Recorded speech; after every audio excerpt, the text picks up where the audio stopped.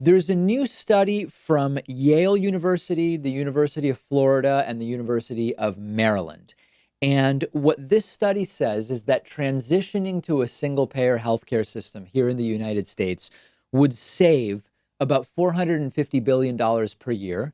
It would save the average family $2,400 a year, and it would prevent 68,000 unnecessary deaths, representing in total about a 13% savings in annual healthcare costs with increased access. Now, you all know that I've talked a lot about Medicare for All, and sometimes my commentaries about Medicare for All anger some people in the audience. And typically, those commentaries are ones where I make clear that I support Medicare for All and I believe it may well be the best system. But I believe that the practical difficulties of making Medicare for All a reality are often understated. I'm a realist. That's true. And a lot of people hear my realism and they call me a defeatist. Now, this is a realist show. This is not a show that gives you fantasies. So we discuss the difficulties of policy. And you might have noticed, maybe you didn't, that Congresswoman Alexandria Ocasio-Cortez recently similarly said, you know, even if Bernie's elected, you don't just wave a magic wand and get Medicare for all. She wasn't attacked for saying basically the same thing as I did, but that's another story. Let's take some time today to, in a non-hyperpartisan way, think through this very good study, which shows that Medicare for all would be cheaper and it would prevent a lot of unnecessary deaths. And let's apply it to our thinking about healthcare altogether. There's a great healthcare scholar who you've maybe heard me mention before. He passed away not long ago. His name is Uwe Reinhardt, okay? And in his writing, Uwe would explain that when you look at healthcare, there are essentially three factors to consider: cost, access, and quality, okay? If you pick a certain healthcare cost, imagine you say $100 billion is our healthcare cost, you can then choose a balance between how much access is there for $100 billion and how much quality is there for $100 billion. So to make it visual, imagine you have a slider. We have $100 billion to spend on healthcare, and you have a slider, and you can either give that $100 billion in healthcare spending to one person, right? If you give the $100 billion to one person, you have very low access. Only one person has healthcare, but they're going to get everything they need for that $100 billion. Quality is going to be absolutely huge. Or you go to the other side and you say, well, let's give 5 billion people coverage for that $100 billion in healthcare spending. And you can imagine how now access has gone up to 100%, but quality is going to go down. If you split the 100 billion among 5 billion people instead of giving it all to one person, the quality of care is going to go down. Now, that's an extreme example to get us thinking in this sort of three metric mode. Everybody has healthcare. So now imagine a different slider.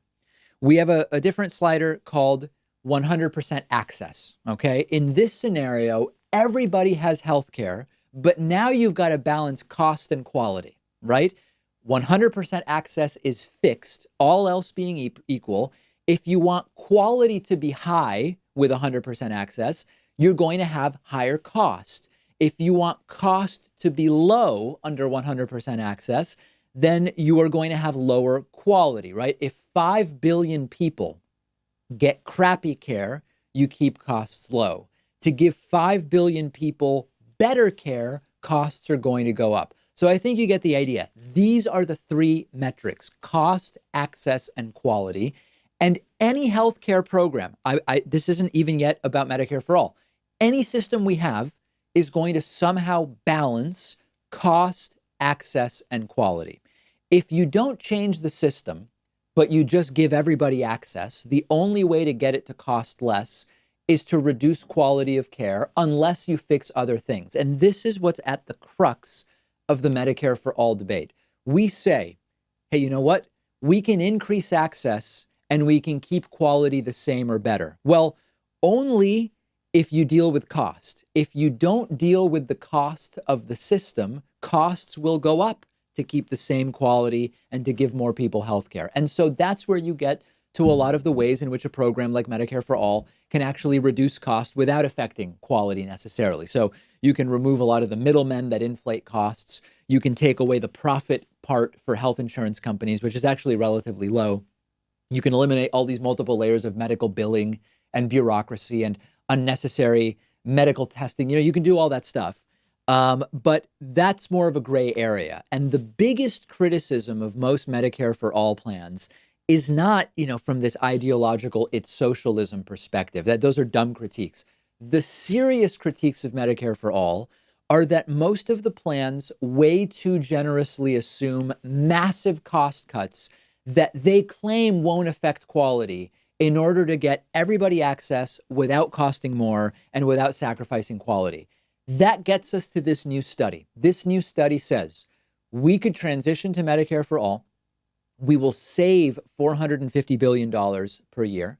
We will save 68,000 people from unnecessary death, and everybody will get access. So when we go to our three metrics, they are saying cost will go down and access will go up. They don't say anything about quality. So the critique of this study is that it is not realistic in terms of the quality of care that will be provided. This is not my criticism. This is the reality. Cost, access, quality. Unless you can explain, here's how we reduce costs in order to increase access without reducing quality, this is how it works. These are the three factors. And studies that say you can get massive savings just from making some small tweaks, you're often only talking about a couple percentage points. And case in point, this study has been analyzed by the Economic Policy Institute, and the Economic Policy Institute said the cost savings that are predicted are on the high side. This is not a surprise to us. So again, am I against a system like Medicare for All? No, I'm for it. I'm for it. I'm for it. I'm for Medicare for All. I'm in favor of Medicare for All. What I'm telling you is, if you want to increase access to 100%, which I do, if you want to keep quality the same or increase it, which I do, it most likely is going to cost much more than what any candidate is currently claiming, and that's okay. We can say as a society, it will cost more in total, but you'll save premiums and copays. We'll separate insurance from employers so people don't have to tie their insurance to a job. We'll reduce the cost per person. Rich people will have to pay quite a bit more in order to subsidize this system. In total, it will cost more. I'm okay with that. I'm okay because I think we need the same or better quality than what we have now, and we need 100% access. I'm okay paying more if that's what it takes. But we need to understand the reality of the plans, and a lot of the plans are assuming if we switch to Medicare for All, American healthcare costs per capita will drop from what they are here to what Australia or Canada pay. That's not going to happen by making the small tweaks that a lot of people are talking about. It's going to require much, much more. Yes, we've got to eliminate waste. But to match the per capita costs of Australia and Canada, eliminating waste just isn't enough. And we've got to figure that out. And we need to have answers because I want a system like this.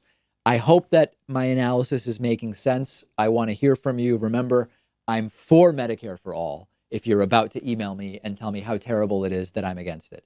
Follow The David Pakman Show on Instagram at David Pakman Show. While you're there, follow me on Instagram at david.pakman.